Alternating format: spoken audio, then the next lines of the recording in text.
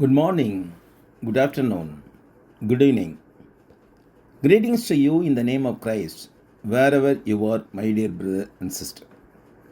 காலை வணக்கம், மதிய வணக்கம், மாலை வணக்கம். எனக்கு அன்பான சகோதரரே சகோதரியே, நீங்கள் எங்கிருந்தாலும் கிறிஸ்துவின் நாமத்தில் உங்களுக்கு என் வாழ்த்துக்கள்.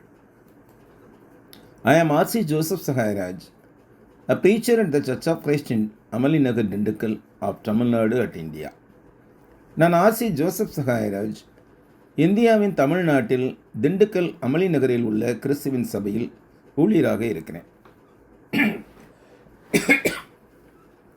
In this 59th week of Bible study under Rooted in His Word program, let us examine Hagar's expulsion from Abraham's house in 2054 BC and the suffering in the wilderness.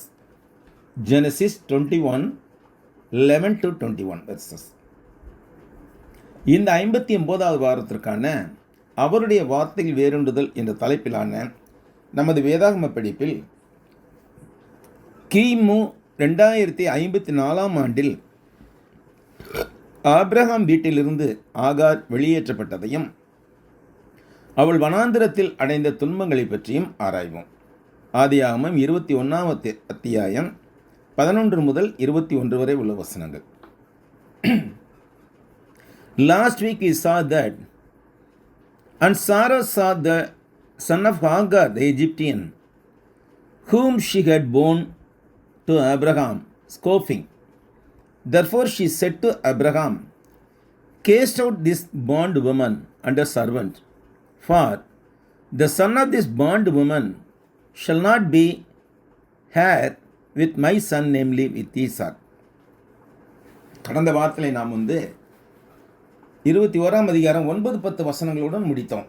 அதாவது, பின்பு எகிப்து தேசத்தாழாகிய ஆகார் ஆபிரகாமுக்கு பெற்ற குமாரன் பரியாசம் பண்ணுகிறதை சாராள் கண்டு ஆபிரகாமை நோக்கி, இந்த அடிமை பெண்ணையும் அவள் மகனையும் புறம்பே தள்ளும். இந்த அடிமை பெண்ணின் மகன் என் குமாரனாகி ஈசாக்கோடே கூட சுதந்திரவாளியாய் இருப்பதில்லை என்றாள். இதுவரைக்கும் நான் பார்த்துருக்குறோம். Now we are going to the second subsection of this chapter 21 verses 9-14. இப்பொழுது நாம் இந்த ஆகார் மற்றும் இஸ்மவேல் வெளியேற்றப்படுதல் என்பது குறித்த 2வது உட்பிரிவில் அடுத்த வாக்கியங்களுக்கு கடந்து போகின்றோம். 9-14 வசனங்கள், அதில் 10 வசனங்கள் பார்த்து முடித்து விட்டோம். 9-10 வசனங்களை பார்த்து விட்டோம். இப்பொழுது we will continue from verse 11. First let us read the 3 verses. இப்பொழுது நாம் 11ஆம் வசனத்திலிருந்து தொடருவோம். 18-13 வசனங்களை முதலில் ஆராய்வோம். வசனங்களை முதலில் படிப்போம். Verse 11. And the matter was very displeasing in Abraham's sight because of his son. Verse 11ஆம் வசனம், தன் மகனை குறித்து சொல்லப்பட்ட இந்த காரியம் ஆபிரகாமுக்கு மிகவும் துக்கமாய் இருந்தது. 12. But God said to Abraham, do not let it be displeasing in your sight because of the lad or because of your bondwoman. Whatever Sarah had said to you, listen to her voice, for in Isaac your seed shall be called. 12வது வசனம் இப்படி சொல்லுகிறது, அப்பொழுது தேவன் ஆபிரகாமை நோக்கி, அந்த பிள்ளையையும் உன் அடிமை பெண்ணையும் குறித்து சொல்லப்பட்டது உனக்கு துக்கமாய் இருக்க வேண்டாம். ஈசாக்கினிடத்தில் உன் சந்ததி விளங்கும். ஆதலால் சாராள் உனக்கு சொல்வது எல்லாவற்றையும் கேள். 13. Yet I will also make a nation of the son of the bondwoman, because he is your seed. 13வது வசனம், அடிமை பெண்ணின் மகனும் உன் வித்தாய் இருக்கிறபடியால் அவனையும் ஒரு மக்களினம் ஆக்குவேன் என்றார். Genesis 21:11-13 describes the emotional moment when Abraham sent away his Egyptian slave girl Hagar and her son Ishmael. ஆதியாகமம் 21 அத்தியாயம் 11-13 வசனங்கள் ஆபிரகாம் எகிப்திய அடிமை பெண்ணும் தன் துணைவியுமான ஆகாரையும் அவள் தனக்கு பெற்ற மகனான இஸ்மவேலையும் வெளியே அனுப்பிய போது ஏற்பட்ட உணர்ச்சி பெருக்கின் வேளையை விவரிக்கிறது. Abraham was overcome with love for his two sons. Abraham தமது இரு மகன்கள் மீதான அன்பினால் மனம் உடைந்து போனார்.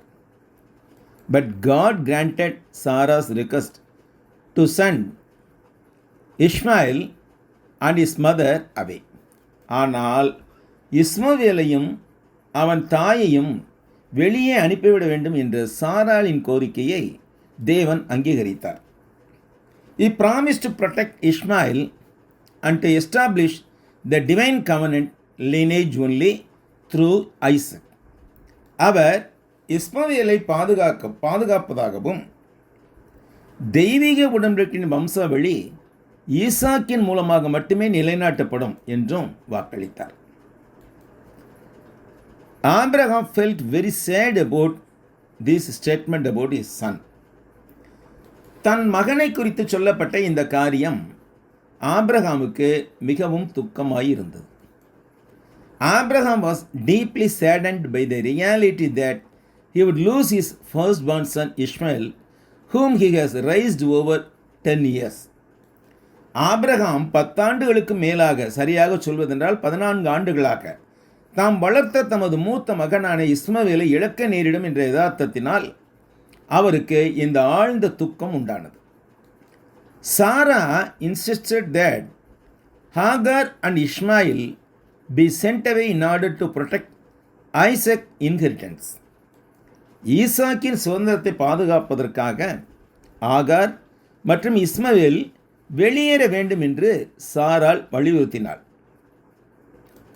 Abraham's dilemma was both personal and theological, since ancient Near East customs would be recognize Ishmael as a legitimate heir.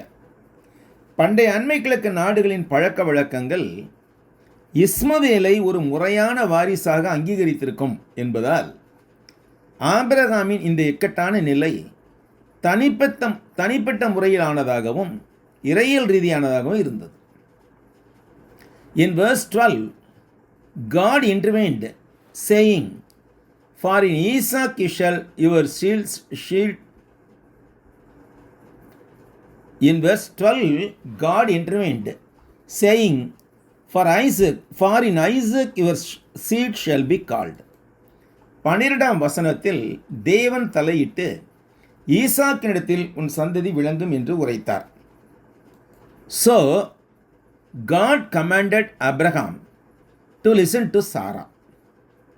எனவே சாராளின் பேச்சை கேட்கும்படி ஆபிரகாமுக்கு தேவன் கட்டளையிட்டார்.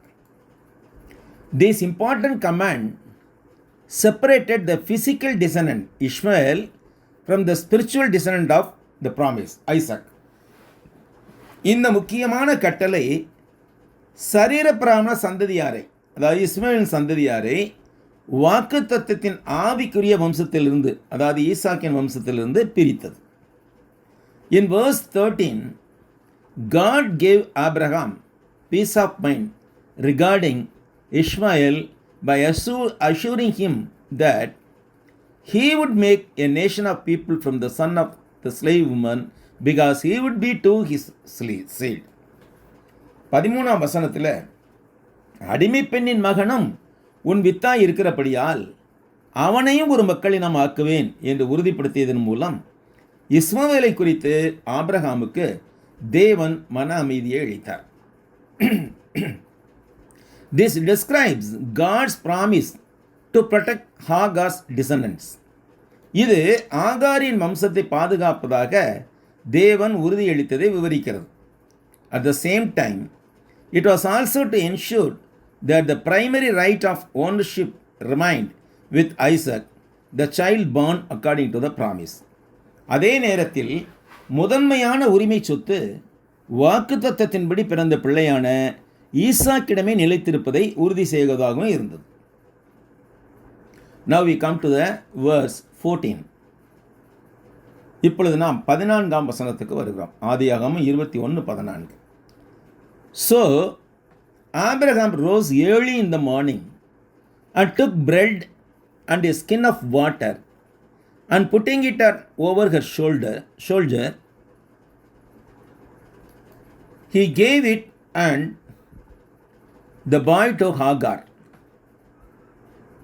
and sent her away. Then she departed and wandered in the wilderness of Beersheba. 14ஆம் வசனம் சொல்லுகிறது, Abraham அதிகாலையில் எழுந்து அப்பத்தையும் ஒரு துருத்தி தண்ணீரையும் எடுத்து ஆகாருடைய தோளின் மேல் வைத்து பிள்ளையையும் ஒப்பு கொடுத்து அவளை அனுப்பிவிட்டான். அவள் புறப்பட்டு போய் பெயர்சபாவின் வனாந்திரத்திலே அலைந்து திரிந்தாள்.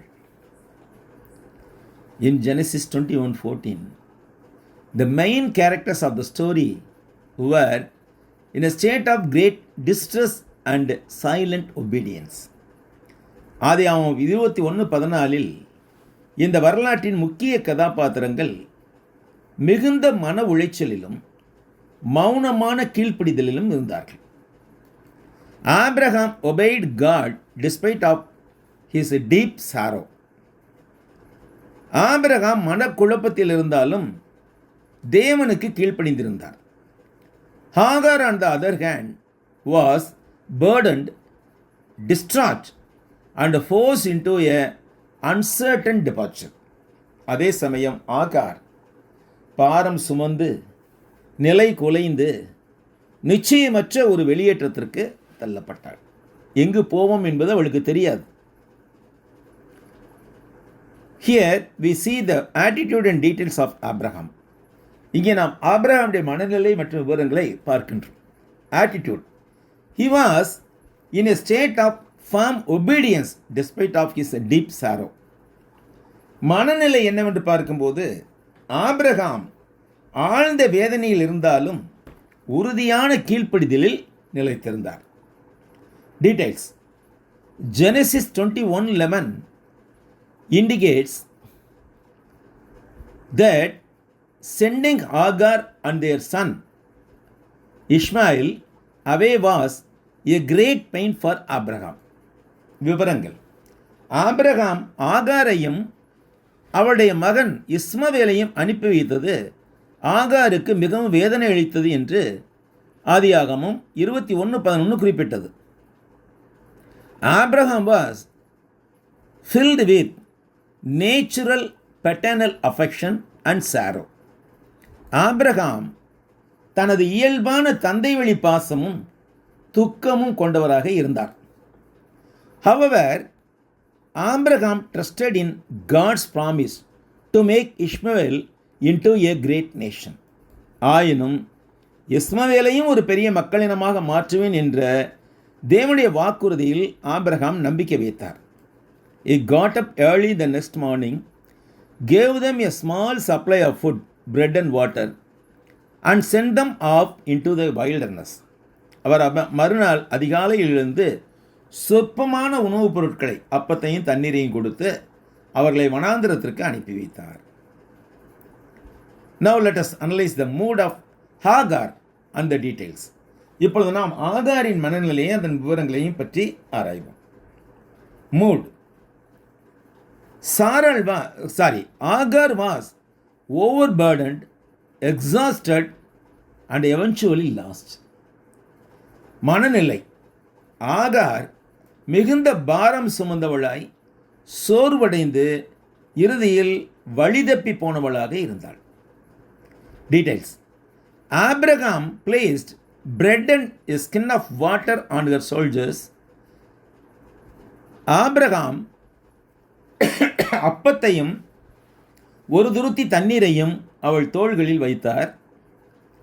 He also entrusted the boy Ishmael to Hagar.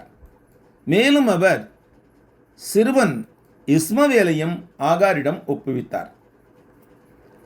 Thus, expelled for the second time, Hagar entered to the harsh and dry wilderness of Beersheba. இவ்வாறு இரண்டாவது முறையாக வெளியேற்றப்பட்ட ஆகார் கடுமையானதும் வறண்டதுமான பேர்சேபாவின் வனாந்தரத்துக்குள் நுழைந்தாள்.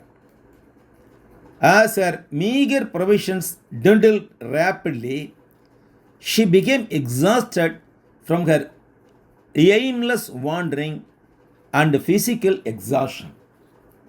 அவளிடம் இருந்த சொற்பமான உணவுப் பொருட்கள் வேகமாக குறைந்து வந்ததினால் அவள் லக்கு இல்லாத அலைச்சலினாலும் உடல் சோர்வாலும் மிகுந்த களைப்படைந்தாள்.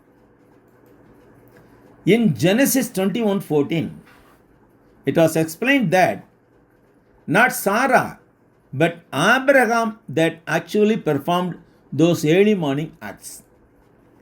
ஆதியாகமம் 21:14 அந்த விடியற்காலத்து செயல்களை உண்மையில் சாராள் அல்ல, ஆனால் ஆபிரகாம் தான் செய்தார் என்பது விவரிக்கப்படுகிறது.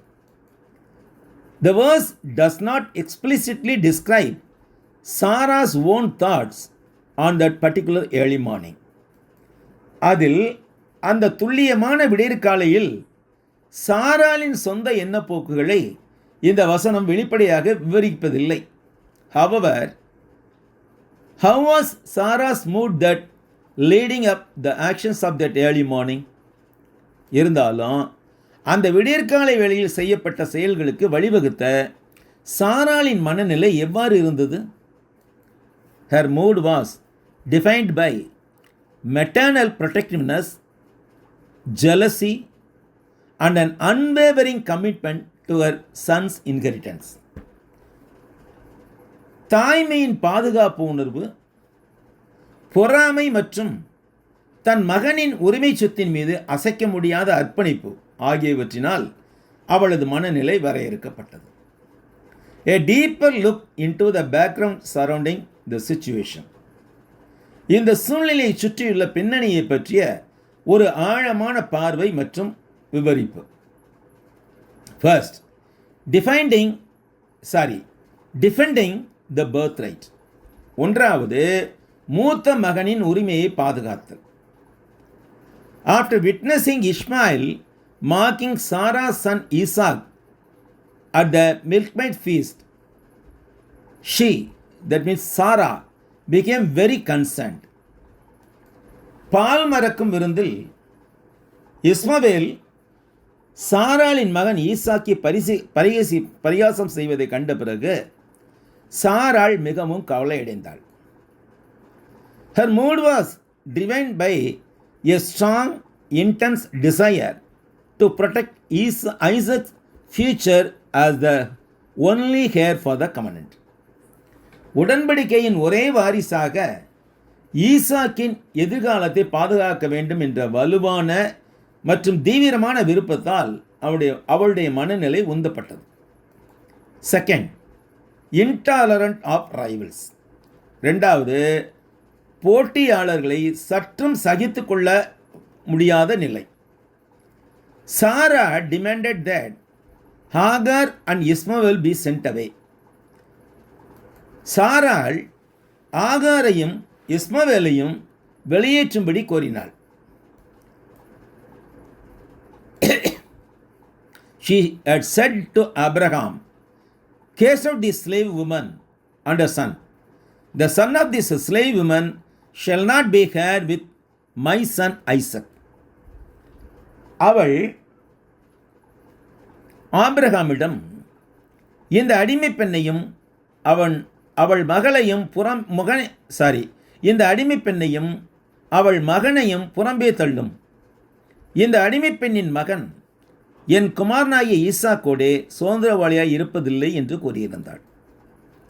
Her attitude reflected a firm, unwavering demand for complete separation to eliminate any challenge to Isaac's independence. ஈசாக்கின் சுயாதீனமான நிலைமைக்கு ஏற்படக்கூடிய எந்த ஒரு சவாலையும் நீக்கி போடுவதற்கு முழுமையான பிரிவினைக்கான உறுதியான தளராத கோரிக்கையை அவளுடைய மனப்பான்மை இங்கே பிரதிபலித்தது. Third, divinely sanctioned urgency.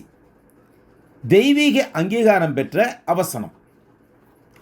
The events of that morning took place immediately after God commanded Abraham to listen to the Sarah's voice, since his covenant would be established through Isaac. தெய்வீக அங்கீகாரம் பெற்ற அவசரம். ஈசாக்கின் மூலம் தனது உடன்படிக்கை நிலைநாட்டப்படும் என்பதால் சாராளின் குரலுக்கு செவி கொடுக்கும்படி தேவன் ஆபிரகாமுக்கு கட்டளையிட்ட உடனேயே அன்றைய காலை நிகழ்வுகள் நடந்தன. Initially, Abraham was deeply distressed by Sarah's request. ஆரம்பத்தில் ஆபிரகாம் சாராளுடைய கோரிக்கையால் மிகவும் மன உளைச்சலுக்கு ஆளானார். ஆயினும், however, God's sanction of Sarah's request gave her a spiritual vindication. ஆயினும் சாராளின் வேண்டுகோளுக்கு தேவன் அளித்த அங்கீகாரம் அவளுக்கு ஒரு ஆன்மீக நியாய தீர்ப்பை அளித்தது. Now we come to the third subsection of this chapter, namely sufferings of Agar from verse 15 to 21. இப்பொழுது நாம் இந்த அத்தியாயத்தின் மூன்றாவது உட்பிரிவுக்கு வருகிறோம். ஆகாரின் துன்பங்கள், வசனங்கள் 15 முதல் 21 வரை. In that we will read the first two verses 15 and 16. முதல் இரண்டு வசனங்களை நாம் வாசிப்போம். 15-16 வசனங்களை. Verse 15. And the water in the skin was used up, and she placed the boy under one of the shrubs. 15வது வசனம் சொல்லுகிறது, துருத்தியில் இருந்த தண்ணீர் செலவழிந்த பின்பு அவள் பிள்ளையை ஒரு செடியின் கீழே விட்டு. Verse 16. Then she went and sat down across from him at a distance about a bow shot. For she said to herself, let me not see the death of my boy. So she sat opposite him and lifted her voice and wept. 16. பிள்ளை சாகிறதை நான் பார்க்க மாட்டேன் என்று எதிராக அம்பு பாயும் தூரத்திலே போய் உட்கார்ந்து சத்தமிட்டு அழுதாள். In Genesis 21:15-16, after being expelled from the Abraham's home, Hagar and her 14-year-old son Ishmael wandered in the wilderness of Beersheba. ஆதியாகமம் 21:15-16 ஆபிரகாமின் இருப்பிடத்திலிருந்து வெளியேற்றப்பட்ட பின்பு ஆகாரும் அவளது 14 வயது மகன் இஸ்மவேலும் பெயர்சபாவின் வனாந்தரத்தில் அலைந்து திரிந்தார்கள்.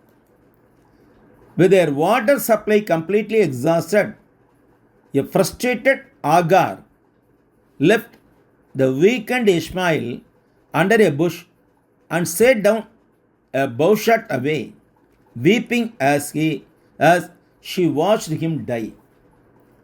அவரிடமிருந்த தண்ணீர் முற்றிலுமாக தீர்ந்துவிட்ட நிலையில் விரக்தியடைந்த ஆகார் பலவீனமடைந்த இஸ்மவேலை ஒரு புதரின் அடியில் வைத்துவிட்டு அவன் இறப்பதை பார்க்க தாங்க முடியாமல் அழுது கொண்டே ஒரு அம்புயையும் தூரத்தில் அமர்ந்திருந்தாள். செட்டிங் அண்ட் மீனிங், சந்தர்ப்ப சூழலும் பொருளும். The poignant scene depicts the culmination of the family tensions between Sarah and Hagar after the birth of Abraham's promised son Isaac. ஆபிரகாமின் வாக்குத்தத்த வாரிசான மகன் ஈசாக் பிறப்பிற்கு பிறகு சாராளுக்கும் ஆகாருக்கும் இடையே ஏற்பட்ட குடும்ப பதட்டங்களின் உச்சக்கட்டத்தை இந்த வேதனையான காட்சி சித்தரிக்கிறது.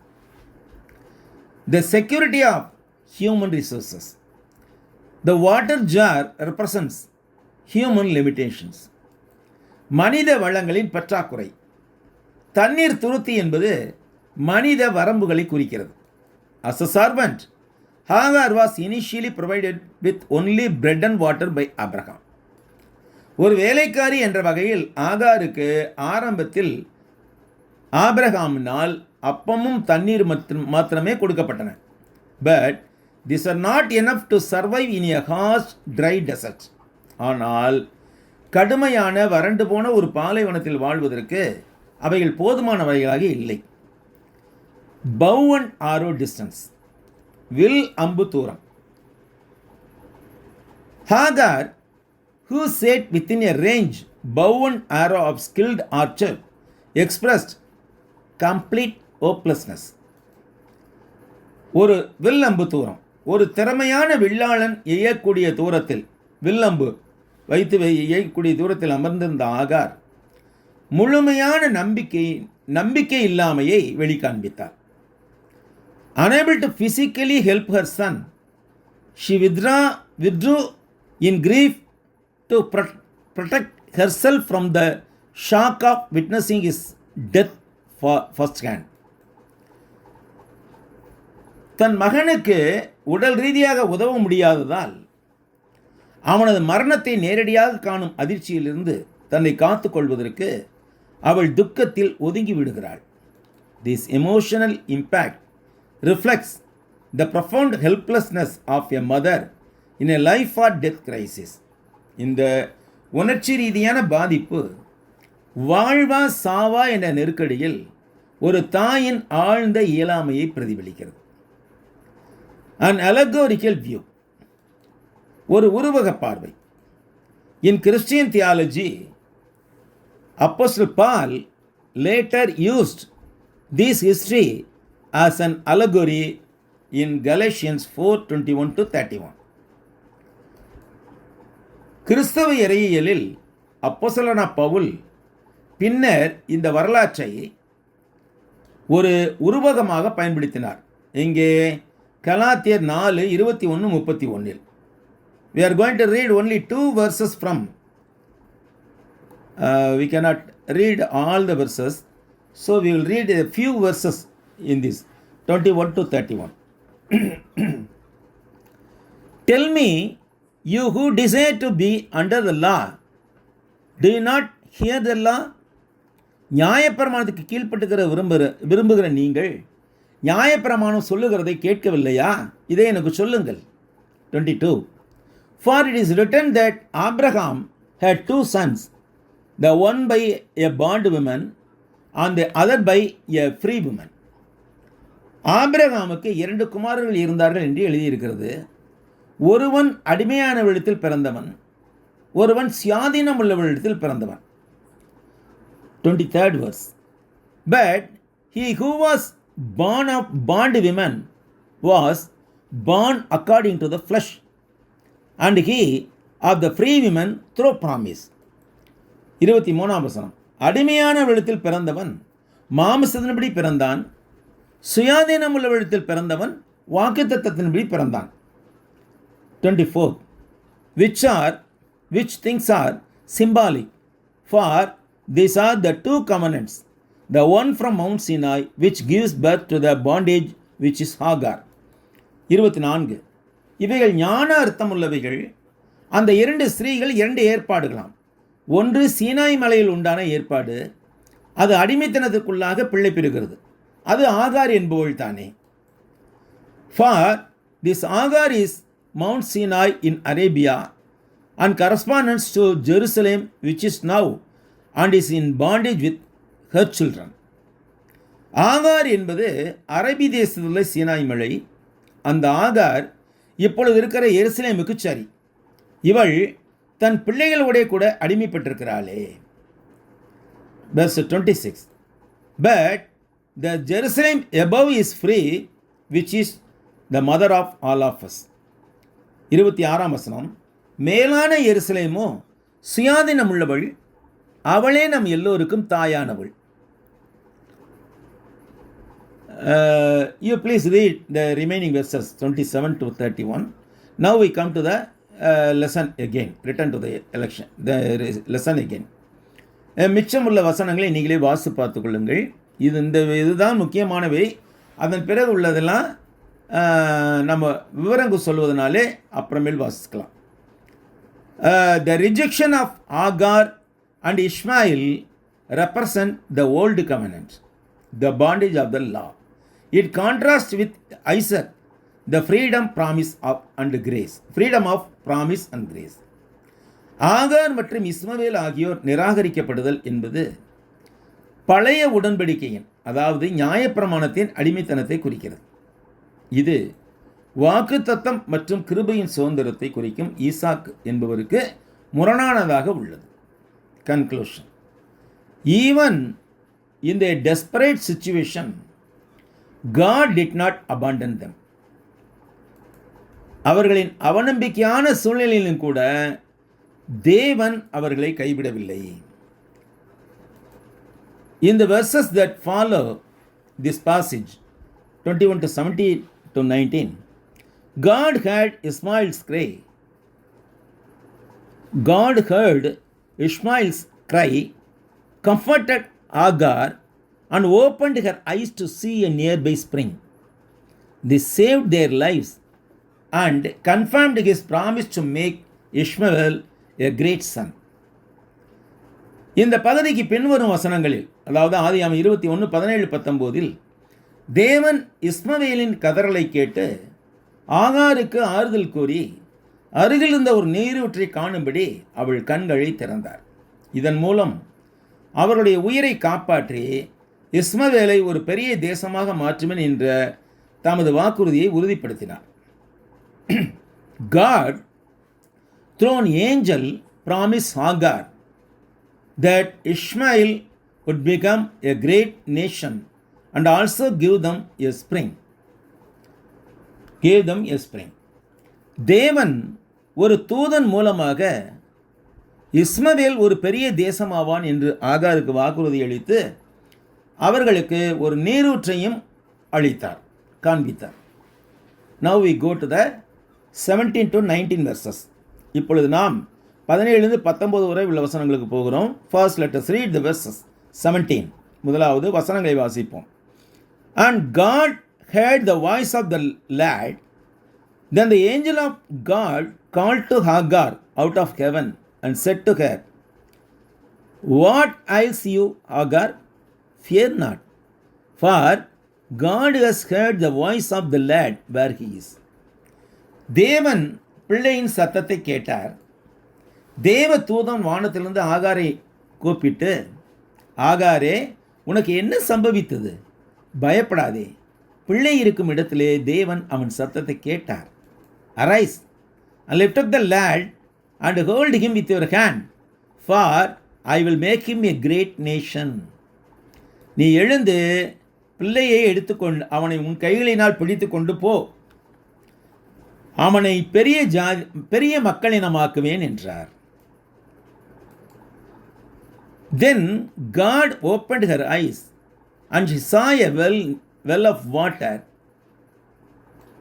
and she went and filled the skin with water and gave the lad a drink, his boy a drink. தேவன் அவளுடைய கண்களை திறந்தார். அப்பொழுது அவள் ஒரு தண்ணீர் துறவை கண்டு போய் துருத்தியிலே தண்ணீரை நிரப்பி பிள்ளைக்கும் குடிக்க கொடுத்தாள். Genesis 21:17-19 shows that God heard the cry of Agar and her son Ishmael in the wilderness and sent an angel to quench their thirst and reveal a hidden spring to save their lives. ஆதியாகமம் 21:17-19 வசனங்கள் வனாந்திரத்தில் ஆகார் மற்றும் அவருடைய மகன் இஸ்மவேலின் கதறலை தேவன் கேட்டு ஒரு தேவதூதன் மூலம் அவர்களை தேற்றி அவளின் உயிரை காப்பாற்ற ஒரு மறைவான நீரூற்றை வெளிப்படுத்தியதை காண்பிக்கிறது. Background of the story. After Isaac was born, Hagar and her son Ishmael were sent into the wilderness of Beersheba. இந்த வரலாற்றின் பின்னணி, ஈசாக்கு பிறந்த பிறகு ஆகாரும் அவளுடைய மகன் இஸ்மவேலும் பேர்சாபாவின் வனாந்திரத்துக்கு அனுப்பப்பட்டார்கள். When their water supply ran out, Hagar could not bear to see her son Ishmael die, so she left Ishmael under a bush. அவர்களிடமிருந்த தண்ணீர் முற்றிலும் தீர்ந்து விட்ட போது ஆகார் தன் மகன் இஸ்மவேல் மரணமடைவதை பார்க்க சகிக்க முடியாமல் இஸ்மவேலை ஒரு புதரின் கீழ் விட்டு சென்றார். This verse specifically mentions that God heard the voice or cry of the boy Ishmael. இஸ்மவேல் என்ற சிறுவனின் குரலை அல்லது கதறலை தேவன் கேட்டதாக இந்த வசனம் சிறப்பாக குறிப்பிடுகிறது. The literal meaning of the name Ishmael is that God hears. இஸ்மவேல் என்ற பெயருக்கு தேவன் கேட்கிறார் என்பதே நேரடி அர்த்தமாகும். God's intervention and message. தேவனின் தலையீடும் செய்தியும். God hears.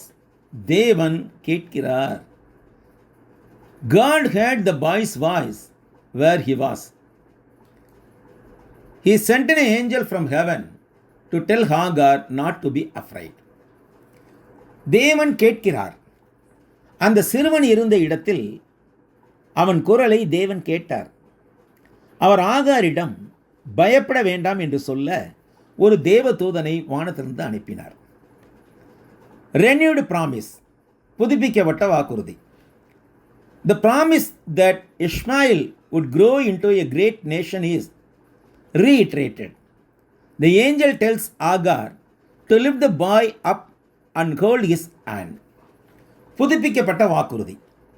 இஸ்மவேல் வளர்ந்து ஒரு பெரிய மக்களினம் ஆவான் என்ற வாக்குறுதியை மீண்டும் கூறினார் தேவன். அந்த சிறுவனை தூக்கி அவன் கையை பிடித்து கொள்ளும்படி தேவதூதன் ஆகாரிடம் சொன்னார். ஐஸ் ஓப்பன், திறக்கப்பட்ட கண்கள். God opens Agar's eyes. So she sees a well of water very close to them. It helps her give him a drink and save his life. திறக்கப்பட்ட கண்கள். தேவன் ஆகாரின் கண்களை திறக்கிறார். அதனால் அவர்களுக்கு மிக அருகில் இருந்த ஒரு தண்ணீர் துறவை கண்டாள். அது அவனுக்கு குடிக்க கொடுத்து அவன் உயிரை காப்பாற்ற அவளுக்கு உதவியது. Now we go to the 20 and 21st verses. So God was with lad, and he grew and dwelt in the wilderness and became an archer. 20ஆம் வசனம். தேவன் பிள்ளையுடனே இருந்தார். அவன் வளர்ந்து வனாந்தரத்திலே குடியிருந்து வில்வித்தையிலே வல்லவனானான். Verse 21. He dwelt in the wilderness of Paran, and his mother took a wife for him from the land of Egypt. 21ஆம் வசனம். அவன் பாரான் வனாந்தரத்திலே குடியிருக்கையில் அவனுடைய தாய் எகிப்து தேசத்தாளாகிய ஒரு பெண்ணை அவனுக்கு திருமணம் செய்வித்தாள். Genesis 21:20-21 describes God's faithful care and protection for Ishmael and his mother Hagar after they were sent into the wilderness. ஆதியாகமம் 21, 20, 21 வசன பகுதியானது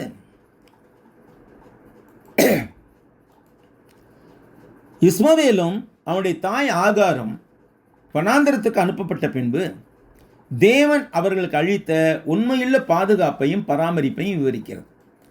It highlights 3 major themes. இது 3 முக்கிய ஆய்வு கருத்துக்களை முன்னிலைப்படுத்துகிறது. First, divine presence and growth. Second, survival skills. And third, family continuity. ஒன்றாவது தெய்வீக பிரசன்னமும் வளர்ச்சியும், ரெண்டாவது உயிர் வாழும் திறன்கள் மற்றும் குடும்ப தொடர்ச்சி. First, divine presence and growth. முதல்ல தெய்வீக பிரசன்ன வளர்ச்சியும் என்ற தலைப்பை பார்ப்போம். God with the boy. This verse indicates that God was with Ishmael as he grew from a child to a man. ஒன்றாவது தெய்வீக பிரசன்னமும் வளர்ச்சியும். சிறுவனுடன் தேவன். இஸ்மவேல் ஒரு குழந்தை என்ற நிலையிலிருந்து ஒரு ஆண் பிள்ளையாக வாலிபனாக வளர்ந்த போது தேவன் அவனுடன் இருந்தார் என்று இந்த வசனம் குறிப்பிடுகிறது. ஃபுல்ஃபில்லிங் த ப்ராமிஸ், வாக்கு தத்தத்தை நிறைவேற்றுதல். Ishmael was not the child of covenant, yet God fulfilled his personal promise to care for him and make him into a great nation. வாக்கு தத்தத்தை நிறைவேற்றுதல். இஸ்மவேல் உடன்படிக்கையின் வாக்கு தத்தத்தின் படி பிள்ளையாக இருக்கவில்லை. ஆயினும் அவனை கவனித்து அவனை ஒரு பெரிய தேசமாக மாற்றுவேன் என்ற தேவனுடைய தனிப்பட்ட வாக்கு தத்தத்தை அவர் நிறைவேற்றினார். வைல்டர்னஸ் லைஃப், வனாந்திர வாழ்க்கை. dwelling in the wilderness, Ishmael made his home in the wilderness of Paran, located in the northeast of the Sinai, Aran region. வனாந்திர வாழ்க்கை, வனாந்திரத்தில் வசித்தல். இஸ்மவேல் சீனாய் ஆரான் பகுதியில் வடகிழக்கு பகுதியில் அமைந்துள்ள பாரான் வனாந்திரத்தை தன் இல்லமாக்கி கொண்டான். Becoming an archer, he adapted to the harsh nomadic lifestyle and became a skilled archer. This helped him hunt and protect himself in the forest. வில்லாளியாக மாறுதல். அவன் கடுமையான நாடோடி வாழ்க்கை முறைக்கு தன்னை தகவமைத்து கொண்டு வில்லிலிருந்து அம்பு திறமையாக எய்பவனாக மாறினான். இது காட்டில் வேட்டையாடவும் தன்னை பாதுகாத்து கொள்ளவும் அவனுக்கு உதவியது. Marriage and the future. An Egyptian wife. Hagar chose a wife named Adisha or Aisha for Ishmael from her native Egypt. திருமணமும் எதிர்காலமும். ஒரு எகிப்திய மனைவி ஆகார் இஸ்மவேலுக்கு தன் சொந்த நாடான எகிப்திலிருந்து அதிஷா அல்லது ஆயிஷா என்ற பெயருடைய ஒரு பெண்ணை மனைவியாக தேர்ந்தெடுத்தாள். The next generation. This marriage ensured that Ishmael family line would continue to grow and it would become the father of many tribes. அடுத்த தலைமுறை. இந்த திருமணம் இஸ்மவேலின் குடும்ப வம்சம் தொடர்ந்து வளருவதை உறுதி செய்ததுடன் அவர் பல கோத்திரங்களுக்கு தந்தையாவதற்கும் வழிவகுக்கும் என்று நம்பப்பட்டது. According to biblical and Islamic tradition, Ishmael married 2 wives. விவிலிய மற்றும் இஸ்லாமிய மரபுகளின்படி இஸ்மவேல் 2 மனைவிகளை திருமணம் செய்து கொண்டார். His mother Hagar was selecting his first wife from Egypt. அவருடைய தாய் ஆகார் எகிப்திலிருந்து அவருடைய முதல் மனைவியை தேர்ந்தெடுத்தார். Ismail then divorced her.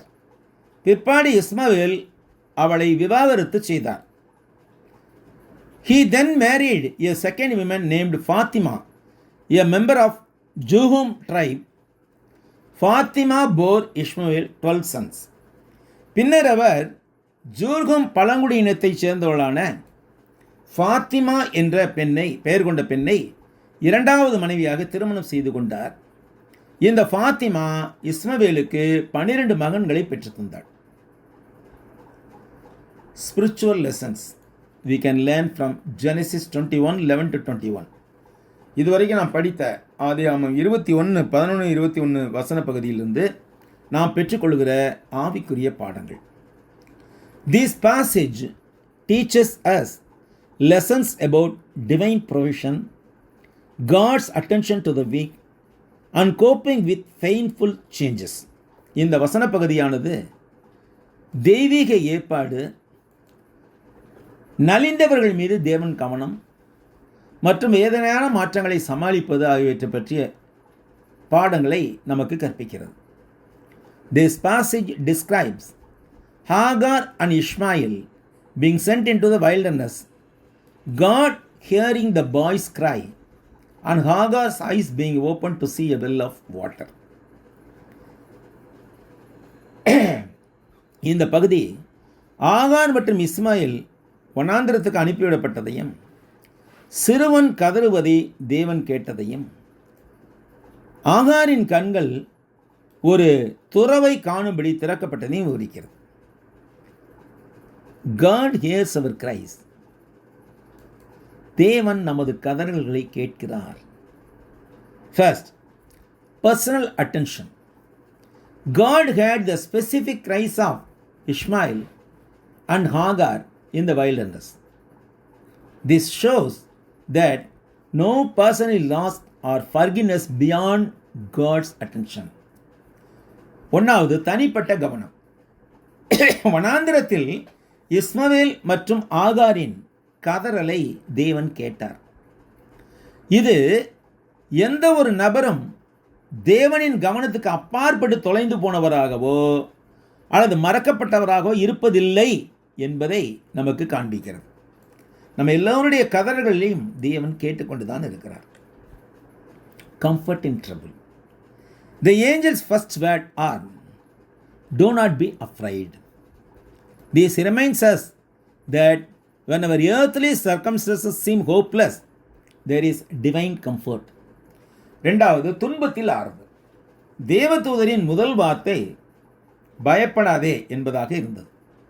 இது நமது பூமிக்குரிய சூழ்நிலைகள் நம்பிக்கையற்றதாக தோன்றும் போது தெய்வீக ஆறுதல் உள்ளது என்பதை நமக்கு நினைவூட்டுகிறது. டிவைன் ப்ரொவிஷன் இன் த வைல்டர்னஸ். வனாந்திரத்தில் தெய்வீக ஏற்பாடு. First, hidden blessings. The well of water was nearby, but God had to open Agar's eyes to see it.